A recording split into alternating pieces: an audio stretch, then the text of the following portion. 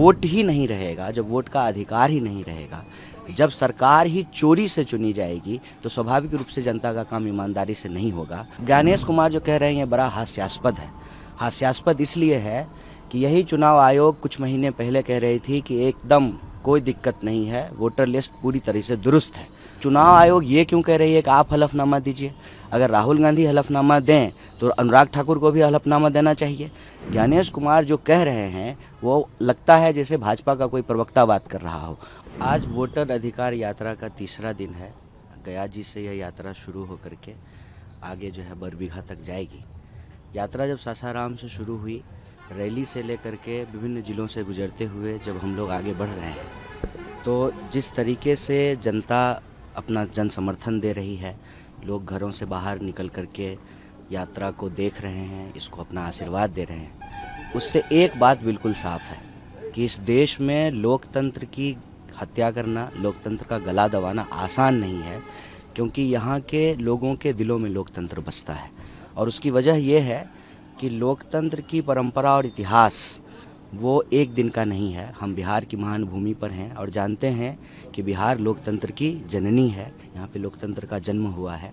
इसलिए जब लोगों को यह समझ में आया वोट ही नहीं रहेगा, जब वोट का अधिकार ही नहीं रहेगा, जब सरकार ही चोरी से चुनी जाएगी, तो स्वाभाविक रूप से जनता का काम ईमानदारी से नहीं होगा। वोट का अधिकार है, इसीलिए रोजी रोटी का अधिकार है। वोट का अधिकार है, इसलिए जो है कपड़ा मकान का अधिकार है, इसीलिए बोलने का अधिकार है, इसीलिए जीने का अधिकार है, शिक्षा का अधिकार है। तो बिहार के लोग इसको लेकर के बहुत सजग हैं और बहुत ज़बरदस्त जन समर्थन दे रहे हैं। आप लोग कह रहे हैं कि लोकतंत्र की चोरी हो रही है, वोटों की चोरी हो रही है, लेकिन ज्ञानेश कुमार तो कुछ और ही कह रहे हैं, कैसे देखें? ज्ञानेश कुमार जो कह रहे हैं ये बड़ा हास्यास्पद है। हास्यास्पद इसलिए है कि यही चुनाव आयोग कुछ महीने पहले कह रही थी कि एकदम कोई दिक्कत नहीं है, वोटर लिस्ट पूरी तरह से दुरुस्त है। आज वही चुनाव आयोग आकर के कह रही है कि वोटर लिस्ट में गड़बड़ी है। अब आप मुझे बताइए, चाहे प्रेस कॉन्फ्रेंस राहुल गांधी जी किए हों या चुनाव को लेकर के प्रेस कॉन्फ्रेंस अनुराग ठाकुर किए हों, लेकिन दोनों में यही बात सामने आई ना कि वोटर लिस्ट में गड़बड़ी है। तो चुनाव आयोग ये क्यों कह रही है कि आप हलफनामा दीजिए?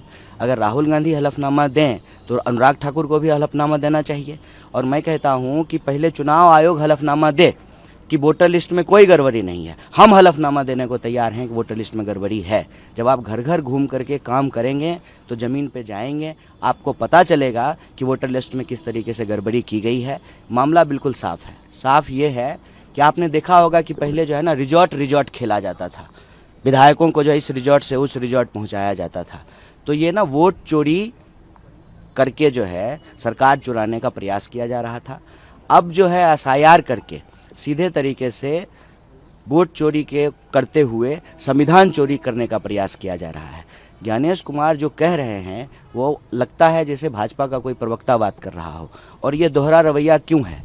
चुनाव आयोग विपक्ष पे हमला पर है, विपक्ष के सवालों का जवाब नहीं दे रहा है। चुनाव आयोग पहले ये बताए कि आपने 65 लाख लोगों का नाम काटा है, एसआईआर में आपने कितने लोगों को जोड़ा है। चुनाव आयोग पहले ये बताए कि जब मतदाता पहचान पत्र की बात थी तो नागरिकता की जांच वो क्यों करने लगे। चुनाव आयोग पहले ये बताए कि क्यों नहीं आप सीसीटीवी फुटेज दे सकते हैं। सीसीटीवी फुटेज जो है वो इसीलिए तो तैयार किया जाता है ना कि जब कोई सवाल उठे तो उसको दिखाया जा रहा है। क्यों सीसीटीवी फुटेज को डिस्ट्रॉय करने के नियम बदल दिए गए? क्यों जो है मुख्य चुनाव आयोग की नियुक्ति की प्रक्रिया बदल दी गई?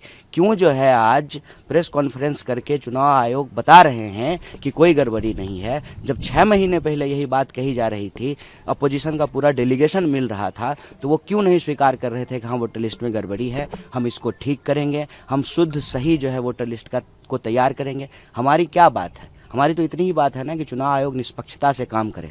चुनाव आयोग कहते हैं कि न पक्ष है, न विपक्ष है, न समकक्ष है। महाराज आपके लिए तो सबसे ज़रूरी निष्पक्ष होना है।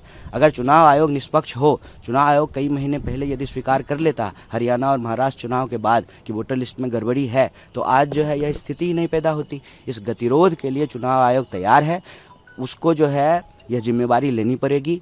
और अभी भी मौका है, कि आप खुल करके सामने आएँ, जनता को बताएं कि हम निष्पक्ष हैं, हम सही तरीके से वोटर लिस्ट तैयार करेंगे। और हम भी यही चाहते हैं कि शुद्ध, सही, सटीक वोटर लिस्ट तैयार हो, ना कोई जेन्युइन मतदाता का नाम काटा जाए, ना किसी जेन्युइन मतदाता का नाम जोड़ा जाए। यह जो हड़बड़ी में चुनाव आयोग कर रही है, इसका दो कारण है। एक तो जो लोग सत्ता पे बैठे हुए हैं उसका चेहरा बचाने का प्रयास कर रही है, और दूसरा अपनी गड़बड़ी मानने की बजाय, आधा माना है, अपनी गड़बड़ी मानने की बजाय और गड़बड़ी फैलाने की कोशिश कर रहे हैं, इसलिए हम लोग विरोध कर रहे हैं। महाभियोग लाने की बात कही जा रही है विपक्षों के द्वारा कि अगर इसी तरीके से चलता रहा तो इलेक्शन कमीशन चीफ के खिलाफ महाभियोग लाया जाएगा, तो आपको लगता है कि ये लाने की जरूरत है? देखिए, हम लोग तो यात्रा में हैं, जनता के बीच में हैं।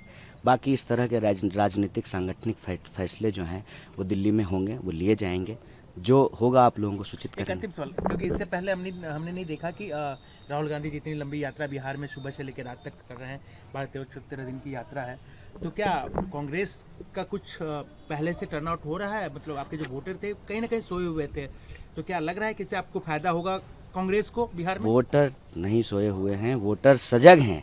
इसीलिए जो है ये हलचल आप चुनाव आयोग में देख रहे हैं, यह हताशा जो है आप भाजपा में देख रहे हैं। अजीबोगरीब तरह के जो है बयान दे रहे हैं भाजपा के नेता, गरीब तरह का हरकत कर रहे हैं। क्या ज़रूरत पड़ गई अनुराग ठाकुर को प्रेस कॉन्फ्रेंस करने की?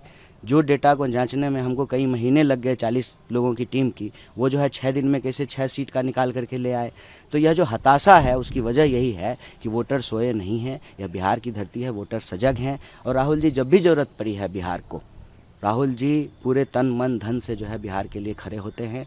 और यह यात्रा मेरे ख्याल से दूसरा मौका है जब बिहार से गुजर रहा है। इससे पहले भारत जोड़ो न्याय यात्रा गुजरी थी, अभी वोटर अधिकार यात्रा सरकार गुजर बन रही है। जाएगी लग रहा है ये इन यात्राओं के बाद, क्योंकि 20 साल से नीतीश जी काबिज हैं यहाँ पे। चोरी नहीं होगी, ईमानदार सरकार बनेगी और माए बहन योजना लागू होगा, नौकरी मिलेगी, पलायन रुकेगा, पेपर लीक बंद होगा, सड़कें बनेंगी, पुल बनेगा, स्वास्थ्य और शिक्षा की व्यवस्था बेहतर होगी, लॉ एंड ऑर्डर ठीक होगा। इसके लिए ज़रूरी है कि ईमानदार सरकार बने, और सरकार बनेगी।